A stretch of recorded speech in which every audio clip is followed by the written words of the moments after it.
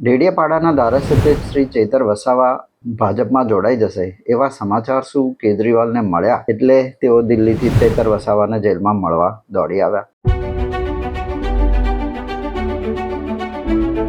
ડેડિયાપાડાના આદિવાસી સમાજના લોક લાડીલા નેતા શ્રી ચેતર વસાવા આપણે સૌ જાણીએ છીએ કે 2 મહિનાથી વડોદરાની જેલમાં છે અને તેમનો કેસ હાઈકોર્ટમાં ચાલી રહ્યો છે. એ વાત આપણે સૌ જાણીએ છીએ, હવે એમાં આપણે પડીશું નહીં.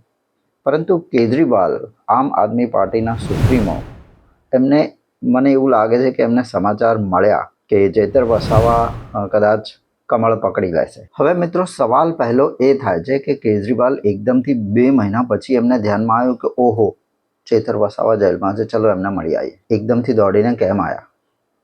તો જવાબ એવો છે કે આમ આદમી પાર્ટીના અત્યારે ગુજરાતમાં 5 ધારાસભ્યો છે અને જે કેજરીવાલને ખબર પડી ગઈ છે, ખ્યાલ આવી જ ગયો છે, એમને એમનું એનાલિસિસ કર્યું જ હશે કે પંજાબમાં તેમની સરકાર જઈ રહી છે. હવે કેજરીવાલની દિલ્હીમાં સરકાર 10 વર્ષ ચાલી એ ગઈ, પંજાબમાં 5 વર્ષ ચાલી એ જશે અને ગુજરાતમાં પણ ફક્ત 5 ધારાસભ્યો છે અને એમાંનો સૌથી મોટો સાવજ એટલે કે ચેતર વસાવા, કે જેની હુંકારની અસર ઉમરગામથી અંબાજી સુધી પડી શકે છે. આવતા વર્ષે ગુજરાતમાં વિધાનસભાની ચૂંટણી છે અને જો આવા સંજોગોમાં ચેતર વસાવા આપ છોડીને કમળ પકડી લેશે તો આમ આદમી પાર્ટીના ગુજરાતમાંથી એટલે કે પૂરા ભારત વર્ષમાંથી સુપડા સાફ થઈ જશે. હા, આમ આદમી પાર્ટીના પૂરા દેશમાંથી એટલે કે કેજરીવાલનું કેરિયર, પોલિટિકલ કેરિયર સમાપ્ત થઈ જશે. ચેતર વસાવાની એક હુંકારથી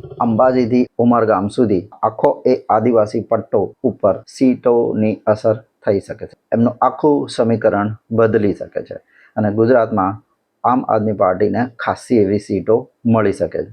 પરંતુ જો ચેતર વસાવા કમળ પકડી લેશે તો આમ આદમી પાર્ટીને 5 જે આજે છે એ 5માંથી થઈ જશે 0 સીટ થઈ જશે. એ કેજરીવાલને ખબર છે.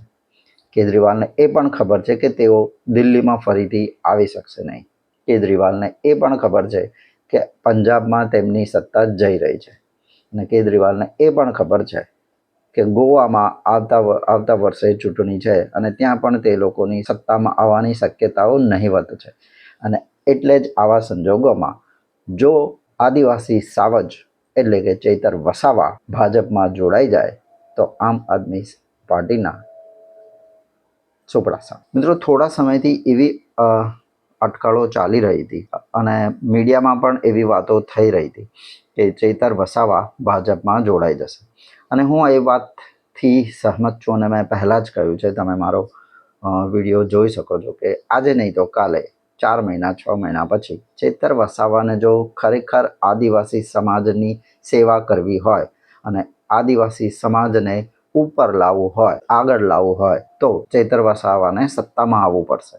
અને અત્યારે આપણે સૌ જાણીએ છીએ કે ભાજપની સત્તા ગુજરાતમાં છે. કોંગ્રેસ ક્યાંય નજીકમાં દેખાતી નથી, કારણ કે કોંગ્રેસ આવે એવું કોઈ શક્યતા નથી.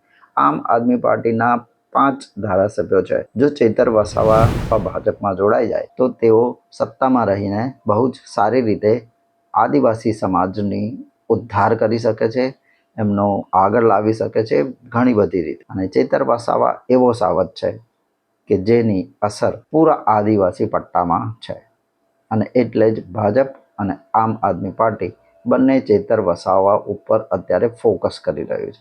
અને એટલા જ માટે ભારતીય જનતા પાર્ટીએ ચેતર વસાવાને સજા થઈ ચૂકી છે તો પણ હજી સુધી કે વિધાનસભાના અધ્યક્ષને પત્ર લખીને એમનું ધારાસભ્ય પદ રદ કરવાની માંગણી કરી નથી. કારણ કે ભાજપ પણ ચાહે છે કે ચેતર વસાવા બીજેપીમાં જોડાય. આમ આદમી પાર્ટીના કેજરીવાલની હવે બીક લાગી ગઈ છે. આમ આદમી પાર્ટીના સુપડા સાફ થવા જઈ રહ્યા છે અને કેજરીવાલનું પોલિટિકલ કેરિયર ખતમ થવા જઈ રહ્યું છે. આવતા વર્ષના અંત સુધી તમે જોજો, આમ આદમી પાર્ટીનું અસ્તિત્વ પૂરા ભારતમાં તમને ક્યાંય જોવા નહીં મળે. અને એટલા માટે જ કેજરીવાલ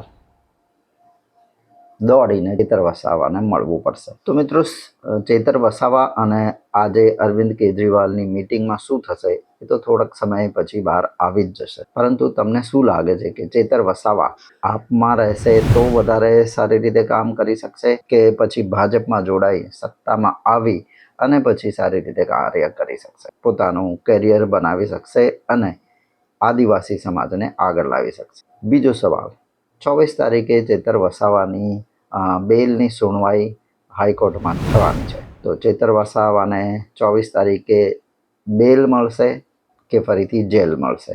તમારો જવાબ કમેન્ટમાં લખી જરૂર જણાવો. મળીએ છીએ આવતા જ વિડીયોમાં. ત્યાં સુધી જય શ્રી કૃષ્ણ.